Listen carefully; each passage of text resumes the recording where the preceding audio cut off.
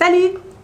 Aujourd'hui, Rebecca de Daphné du Maurier. Alors Daphné du Maurier, qui est-ce? Alors moi, rien que son nom me fait rêver, je trouve qu'elle a un nom un peu suranné, qui fait tout de suite voyager. Et donc c'est une Anglaise qui naît en 1907 à Londres et qui naît au sein d'une famille d'artistes puisque son père est un acteur très célèbre de son temps, sa mère est également une actrice, son grand-père est un écrivain. Et elle, après s'être un petit peu essayée à la comédie, elle se met très tôt à écrire et elle sort son premier roman en 1931 à l'âge de 24 ans. Roman qui va tout de suite connaître le succès. Et Rebecca, c'est son 4e roman et c'est considéré comme son chef-d'œuvre. Ça va être adapté d'ailleurs cinématographiquement par Hitchcock, qui va aussi adapter notamment un autre livre de Daphné du Maurier qui s'appelle Les Oiseaux, dont vous avez sans doute entendu parler. Et donc, effectivement, Rebecca, tout comme Les Oiseaux et comme un autre livre d'elle qui s'appelle L'Auberge de la Jamaïque, c'est du roman policier noir, dans le droit fil de ce que vous avez pu voir d'Hitchcock. Et donc, c'est un délicieux mélange de mystère, d'intrigue psychologique, dans un décorum toujours très britannique, qui fait vraiment plaisir à lire. Alors à sa sortie, Rebecca a été tout de suite un succès, mais les critiques ont été assez réservées par rapport à ce livre. C'est-à-dire qu'ils l'ont considéré comme effectivement un bon roman policier, mais en critiquant un petit peu son style et sans lui attribuer d'autres qualités propres que le fait d'être un bon policier. Alors moi je pense qu'ils se sont trompés un petit peu là-dessus et qu'au contraire, Rebecca a bien d'autres qualités que le fait d'être un bon roman policier. Moi, je suis d'ailleurs pas tellement cliente des romans policiers, ça m'ennuie la plupart du temps et c'est vraiment autre chose que j'ai trouvé dans ce roman.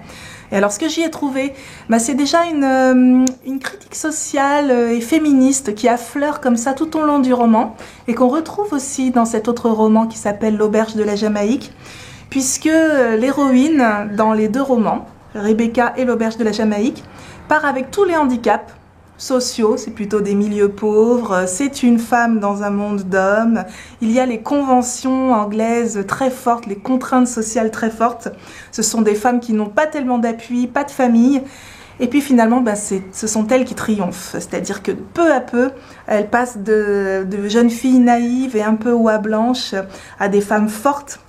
Elles gardent leur éthique au mépris des contraintes sociales, des conventions de la loi. Elles ont un objectif et elles s'y tiennent. Et on s'aperçoit finalement que c'est elles qui ont du caractère et qui finalement arrivent à triompher de toutes ces contraintes sociales qui s'exercent sur elles et du machisme ambiant qui est bien sûr très fort dans l'Angleterre, soit du 19e siècle pour l'Auberge de la Jamaïque, soit du début du 20e pour Rebecca. Alors par ailleurs, il y a des aspects absolument délicieux dans Rebecca. Si vous aimez l'ambiance dentelle, ombrelle et scones de l'Angleterre du début du XXe siècle, vous allez être servi puisque là, l'intrigue se déroule dans une magnifique maison anglaise au bord de la mer, une maison comme savent les tenir les Anglais, c'est-à-dire avec un personnel parfait, qui connaît sur le bout des doigts l'étiquette et qui fait respecter cette étiquette. Un jardin à l'anglaise merveilleux, rempli de fleurs magnifiques. Et puis cette cérémonie du thé que maîtrisent parfaitement les Anglais. Donc on voit comment on boit le thé, avec quoi il doit s'accompagner, comment il se partage dans la bonne société. Donc tout ça on l'apprend en même temps que l'héroïne, qui au départ ne maîtrise pas tous les codes de la bienséance anglaise, mais qui va les apprendre petit à petit. Et donc ça c'est vraiment un ravissement à lire que de se plonger dans tous ces comportements sociaux assez drôles à lire et à décrire. Donc ça c'est très bien fait. Et puis ce dont on s'aperçoit effectivement pour le côté policier, c'est que cette maison magnifique est de plus en plus inquiétante et recèle des secrets, des passions honteuses et puis une certaine cruauté de la part de tous les personnages.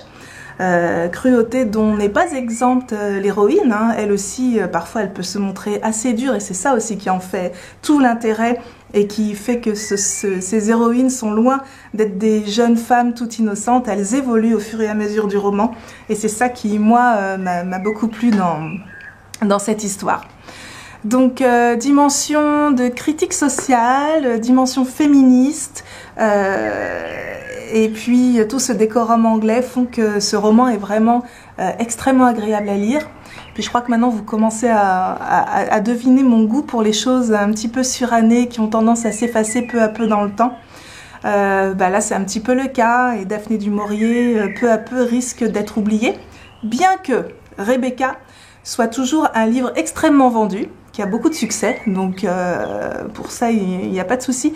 Mais quand même, on est 70 ans après, et moi je vous conseille vivement de lire ce roman, et puis pourquoi pas après de regarder le film qu'Hitchcock en a tiré.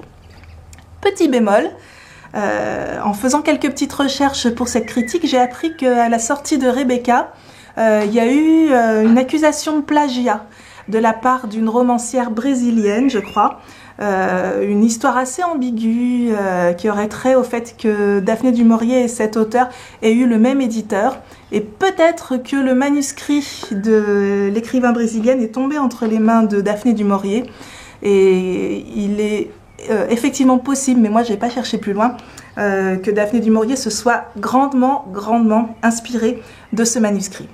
Donc ça, je ne sais pas. Si vous voulez creuser, n'hésitez pas. Vous me direz ce que vous en pensez. En tout cas, ça n'empêche pas de prendre un grand plaisir, 70 ans après, pour lire Rebecca de Daphné du Maurier. Donc, je vous souhaite un beau moment en sa compagnie. Et puis, je vous dis à bientôt. Ciao.